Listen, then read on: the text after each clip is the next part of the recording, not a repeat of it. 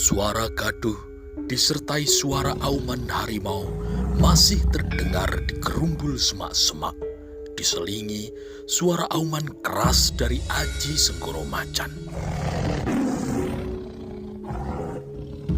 7 orang prajurit Wirotamtomo masih berdiri tegak. Jarinya masih menggenggam pedang, namun tangannya sudah tidak kuat untuk mengangkatnya. Sehingga pedangnya kini menjuntai ke bawah. Kakinya gemetar, tidak mampu digerakkan, apalagi untuk melangkah maju. Mereka terpengaruh dan ketakutan mendengar suara auman harimau dari Aji Senggoro Macan yang terdengar tumpang tindih dengan auman macan gembong dari dalam gerumbul semak-semak. Sultan Trenggono dan juga ketiga Tumenggung kini hanya bisa menunggu cemas, menunggu usaha Karebet untuk menangkap hidup-hidup seekor harimau gembong yang badannya sebesar kerbau. Ternyata di dalam diri Karebet, di samping kekuatannya yang luar biasa, juga tersimpan Aji Senggoro Macan, kata Tumenggung Gajah Birowo dalam hati. Di dalam gerumbul semak-semak terdengar suara benturan keras, disusul oleh suara auman Aji Senggoro Macan. Setelah itu terdengar suara benturan 2 kali berturut-turut. Tidak lama kemudian suara gaduh di dalam gerumbul semakin pelan, semakin lirih, dan sesaat kemudian suara gaduh itu pun berhenti. Kembali suasana di hutan Prawoto menjadi sunyi dan senyap. Terdengar suara gemerisik di dalam gelumbul. Kemudian keluarlah seorang pemuda tampan, yaitu Karebet, yang di tangan kanan dan kirinya mengepit 2 ekor anak harimau yang masih kecil berjalan menuju ke arah Sultan Trenggono. Setelah sampai di depan Kanjeng Sultan, Karebet berhenti, membungkuk hormat dan menanti perintah dari Kanjeng Sultan selanjutnya. "Karebet," kata Sultan Trenggono. "Dawuh dalem Kanjeng Sultan. Kau datang ke sini membawa 2 ekor gogor. Di mana macan gembong sebesar kerbau yang tadi berada di gelumbul?" "Kasenggian dawuh Kanjeng Sultan. Harimau sebesar kerbau itu masih berada di dalam gerumbul. Macan gembong itu telah pingsan, Kanjeng."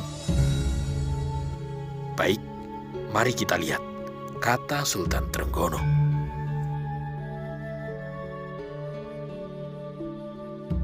Sambil mengapit 2 ekor anak harimau, Karebet berjalan menuju gerumbul, diikuti oleh Sultan Trenggono beserta ketiga Tumenggung, dan juga di belakangnya berjalan prajurit Wirotamtomo yang tubuhnya hampir pulih dari pengaruh suara Aji Senggoro Macan.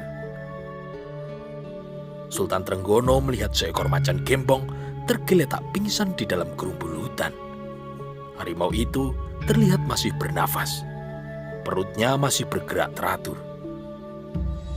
"Karebet, kau apakan harimau itu?" tanya Kanjeng Sultan. "Hamba pukul kepalanya, Kanjeng Sultan," jawab Karebet. Sultan Trenggono menganggukkan kepalanya. Kalau Karebet mau, sekali pukul, kepala macan gembong itu bisa pecah. "Tumenggung Gajah Birowo," kata Sultan Trenggono. "Dawuh dalem Kanjeng Sultan. Kita harus tinggalkan tempat ini secepatnya, sebelum harimau itu sadar dari pingsannya, dan kau Karebet, kembalikan gogor itu kepada induknya," kata Sultan Trenggono. "Kasinggian dawuh Kanjeng Sultan," jawab Karebet. Lalu kedua gogor itu pun dilepaskan di gerumbul semak-semak. Merasa dirinya sudah bebas, kedua ekor anak harimau itu berlari menuju ke tempat induknya yang masih pingsan. "Tumenggung Gajah Birowo, kita lanjutkan perburuan. Kita berjalan menuju arah utara dan harus menjauh dari tempat harimau ini, karena tidak akan ada binatang buruan apapun selama kita berada di daerah jelajah macan gembong," kata Sultan Demak. "Kasinggian dawuh Kanjeng Sultan." Rombongan Kanjeng Sultan berjalan kembali menuju arah utara meninggalkan harimau loreng yang masih pingsan di dalam gerumbul semak-semak. Sambil terus berjalan, berbagai pertanyaan berputar-putar di dalam pikiran Kanjeng Sultan Trenggono dan para tumenggung ketika melihat tubuh Karebet tidak ada luka lecet sedikit pun. Tidak ada bekas cakaran ataupun bekas gigitan taring harimau. Selain mempunyai aji Senggoro Macan, aji apalagi yang dipakai Karebet ketika menaklukkan seekor macan gembong? Tubuhnya terlihat tidak ada luka sedikit pun. Cakar dan gigi harimau sepertinya tidak mampu melukainya, kata Kanjeng Sultan dalam hati. Rombongan para pemburu terus berjalan ke arah utara, menjauhi daerah jelajah macan gembong. Matahari terus berjalan perlahan-lahan ke arah barat. Di perkemahan yang dijaga oleh prajurit Wirobrojo dan juga prajurit Wiromanggolo serta dipimpin oleh Panji Kertopati sudah terlihat sunyi. Hanya terlihat 2 orang prajurit Wirobrojo yang berjaga di depan perkemahan. Di halaman masih berdiri tegak bendera Gula Kelapa dan 3 buah bendera Kesatuan Prajurit Demak serta sebuah bende yang dikaitkan pada sebuah tonggak kayu. Matahari sudah condong ke barat. Prajurit Wirobrojo yang bertugas melihat rombongan Kanjeng Sultan berjalan mendekati perkemahan. Dan sesaat kemudian terdengarlah suara bende yang ditabuh beberapa kali. Dari ketiga gubuk itu keluarlah para prajurit dan abdi dalem untuk menyambut kedatangan Kanjeng Sultan. Rombongan pemburu kini memasuki perkemahan. Di depan sendiri, Tumenggung Gagak Anabrang berjalan menuju gubuk. Di belakangnya, Kanjeng Sultan bersama Tumenggung Gajah Birowo. Karebet bersama beberapa prajurit berjalan di belakang Sultan dengan memakai sebatang bambu. Karebet beserta seorang prajurit memanggul seekor kijang yang terkena panah Kanjeng Sultan. Di belakang Karebet ada lagi 2 orang prajurit yang juga memanggul seekor kijang lainnya. Panji Kertopati beserta ketiga tumenggung mengantar Kanjeng Sultan sampai masuk ke gubuknya. Setelah 2 prajurit Wiro Tamtomo menjaga gubuk Kanjeng Sultan, maka ketiga orang tumenggung beserta Panji Kertopati meninggalkan gubuk Kanjeng Sultan. Beberapa prajurit dan abdi dalem kemudian membawa kijang hasil buruan itu ke sungai di dekat perkemahan, lalu memotongnya menjadi beberapa bagian. Malam harinya, ketika gelap menyelimuti perkemahan di hutan Prawoto, para prajurit mulai membuat perapian untuk memanggang kijang hasil buruan. 4 buah perapian sudah menyala, dan kini daging kijang pun sudah siap dibagikan ke setiap gubuk. Api unggun Kanjeng Sultan berada di tengah, dikelilingi oleh 3 perapian para prajurit. Di depan perapian, Kanjeng Sultan menikmati sepotong daging paha kijang. Di dekatnya, 3 orang tumenggung juga sedang menikmati daging kijang yang dibakar. Di dekat api unggun yang lain, sebagian para prajurit juga sedang menikmati daging kijang. Sebagian lagi terlihat sedang berjaga di ujung tanah lapang. Malam semakin larut. Rembulan kini bergeser ke arah barat. Seberkas cahayanya menyentuh dedaunan di hutan Prawoto. 4 buah perapian kini sudah mulai padam. Waktu berjalan terus. Tiba saatnya sang surya menggantikan tugas sang candra. Semburat sinar merah membayang di arah Brangwetan. Suara kicau burung pun kini memenuhi perkemahan. Ketika terdengar suara bende, maka perkemahan menjadi terbangun dan mulailah persiapan untuk perjalanan pulang ke kota Raja Demak. Matahari mulai merangkak naik. 2 orang prajurit perintis sudah berangkat mendahului beberapa ratus langkah di depan rombongan Kanjeng Sultan. Ketika semilir angin pagi menyapa pepohonan di hutan, terdengar suara bende yang ditabuh untuk pertama kalinya.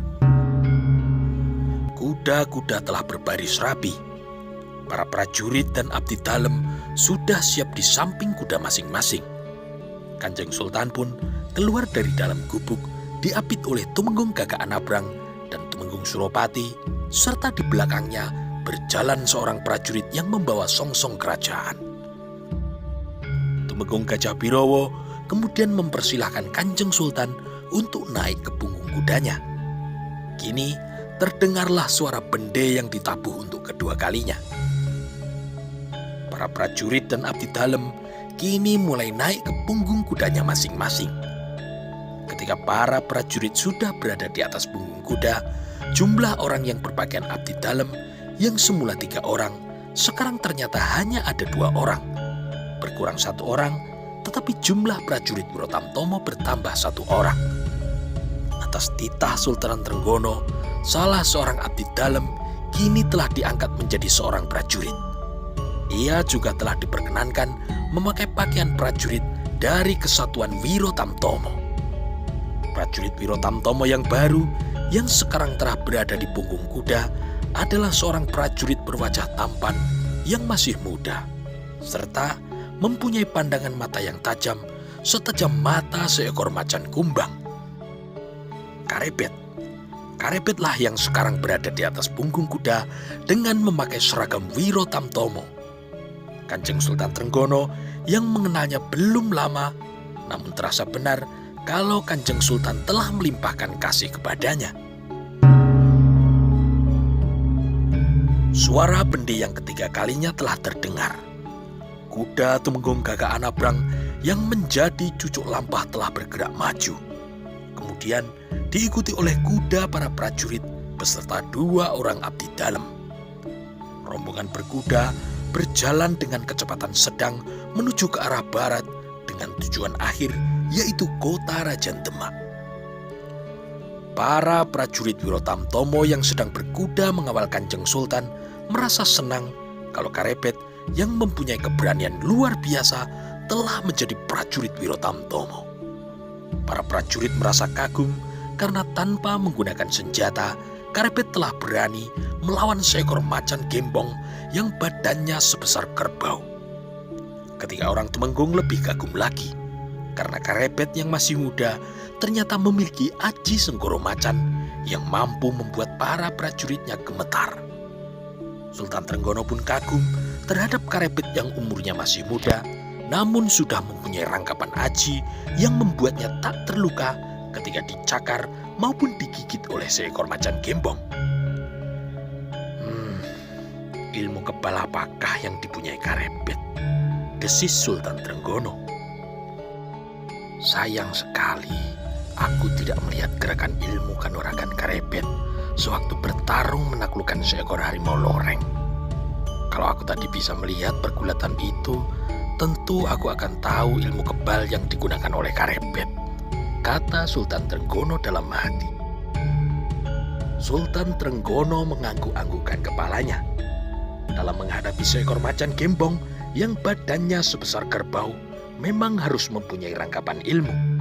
Dan ia pun juga merasa ilmunya, yaitu Aji Tameng Wojo, juga mampu menghadapi seekor macan gembong yang ganas. Aji Tameng Wojo milikku juga tak mampu ditembus oleh cakaran maupun gigitan seekor harimau loreng, masih kata Sultan Trenggono dalam hati. Kuda-kuda yang berlari masih tetap melaju dengan kecepatan sedang menuju ke arah barat, meninggalkan debu tebal yang berhamburan. Tumenggung Gajah Birowo, kata Kanjeng Sultan sambil memperlambat kudanya. Dawuh dalem Kanjeng Sultan, kata Tumenggung Gajah Birowo yang merapatkan kudanya ke arah kuda Kanjeng Sultan. Nanti kita singgah lagi di Panti Kudus, kata Kanjeng Sultan. Kasinggihan dawuh Kanjeng Sultan, kata Tumenggung Gajah Birowo. Kemudian Tumenggung Gajah Birowo menyuruh seorang prajurit untuk mendahului ke Panti Kudus, memberitahu Kanjeng Sunan Kudus kalau siang ini rombongan Kanjeng Sultan Trenggono akan singgah di Panti Kudus.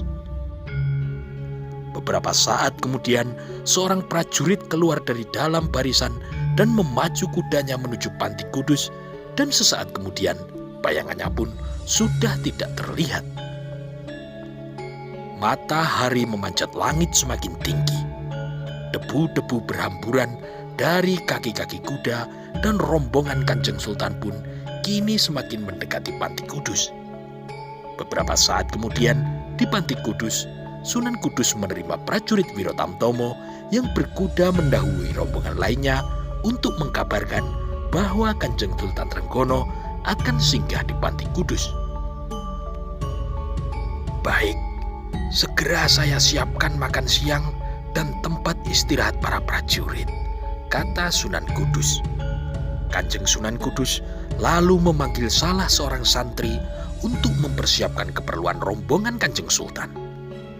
Sementara itu, kuda-kuda rombongan pemburu dari Keraton Demak masih tetap berlari ke arah barat, semakin dekat dengan tujuannya, yaitu Panti Kudus. Beberapa saat kemudian, Tumenggung Gagak Anabrang memperlambat laju kudanya karena sudah mulai mendekati Panti Kudus. Dari jauh terlihat Kanjeng Sunan Kudus bersama para santri sudah berdiri di depan Panti Kudus, siap menyambut kedatangan Kanjeng Sultan Trenggono. Sesaat kemudian, rombongan berkuda pun berhenti. Tumenggung Gagak Anabrang turun dari kudanya, mempersilahkan Kanjeng Sultan Trenggono untuk turun. Lalu bersama kedua temenggung yang lain, ia mengantar Kanjeng Sultan untuk bertemu dengan Sunan Kudus. Setelah bertukar kabar, Sunan Kudus kemudian mempersilahkan mereka berempat untuk masuk ke dalam ruangan. Tak berapa lama setelah dijamu dengan beberapa buah kelapa dan beberapa buah lainnya, Kanjeng Sunan Kudus berkata, "Ampun Kanjeng Sultan, saya lihat Karebet sekarang sudah memakai pakaian prajurit Wirotamtomo. Apa yang sudah terjadi?" "Iya Kanjeng Sunan," kata Sultan Trenggono. Lalu Kanjeng Sultan menceritakan semua peristiwa yang terjadi di hutan Prawoto. "Jadi Karebet telah mampu mengalahkan seekor macan gembong yang badannya sebesar kerbau tanpa membunuhnya?" tanya Sunan Kudus. "Betul Kanjeng Sunan." "Kanjeng Sultan, saya ingin mengenal Karebet lebih dekat. Saya mohon diperbolehkan untuk berbicara berdua dengan Karebet," kata Sunan Kudus. "Silahkan Kanjeng Sunan, mau bicara di mana Kanjeng Sunan?" tanya Sultan Trenggono. "Di ruangan sebelah saja. Silahkan Kanjeng Sultan beristirahat tetap di ruangan ini. Saya tinggal ke ruangan sebelah sebentar," kata Sunan Kudus. "Monggo silahkan Kanjeng Sunan." Kanjeng Sultan Trenggono kemudian berkata kepada Tumenggung Gajah Birowo, "Tumenggung Gajah Birowo, tolong panggil Karebet kemari." "Kasihan dawuh Kanjeng Sultan," kata Tumenggung Gajah Birowo. Sunan Kudus dan Tumenggung Gajah Birowo bersama-sama keluar ruangan. Kanjeng Sunan menuju di ruangan sebelah, sedangkan Tumenggung Gajah Birowo keluar mencari Karebet. Beberapa saat kemudian, di dalam sebuah ruangan, Kanjeng Sunan Kudus mendengar pintu diketuk dan sesaat kemudian masuklah Karebet ke dalam ruangan.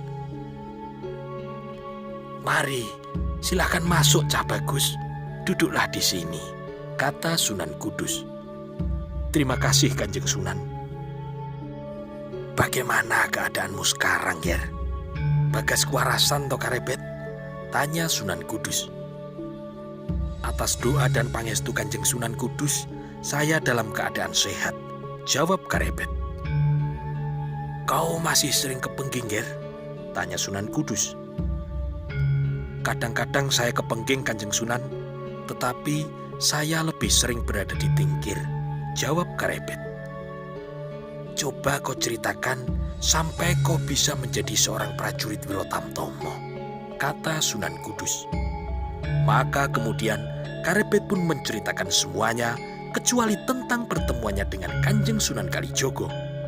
Karebet juga tidak bercerita tentang pengembaraannya sewaktu berguru kepada orang-orang di Nue.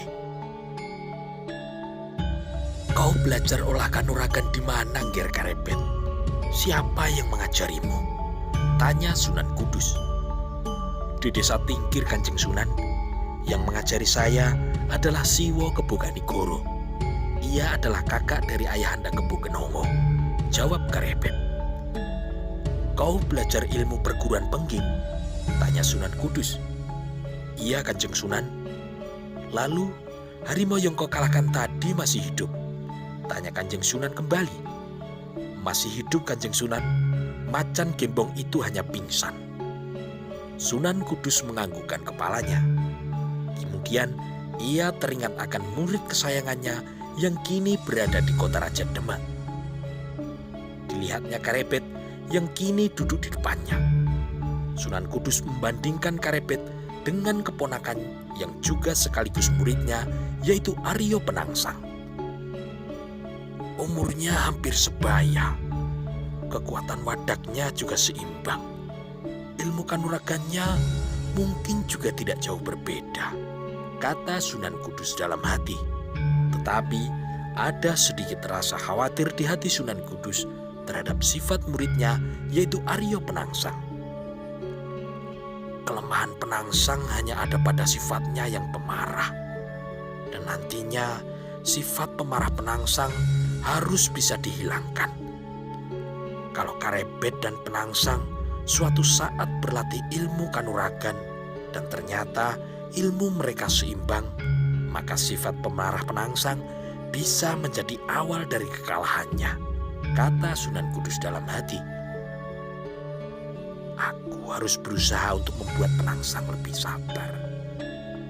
Sekali lagi, Kanjeng Sunan Kudus melihat, menakar, menghitung, dan juga memperhatikan tubuh Karebet. Seimbang, kata Kanjeng Sunan Kudus sekali lagi. Penangsang pun tidak akan kalah kalau diadu dengan macan gembong. Penangsang mampu memecahkan kepala harimau loreng yang badannya juga sebesar kerbau. Namun, Penangsang harus sabar. Ia baru bisa seimbang dengan Karebet kalau ia mau bersabar.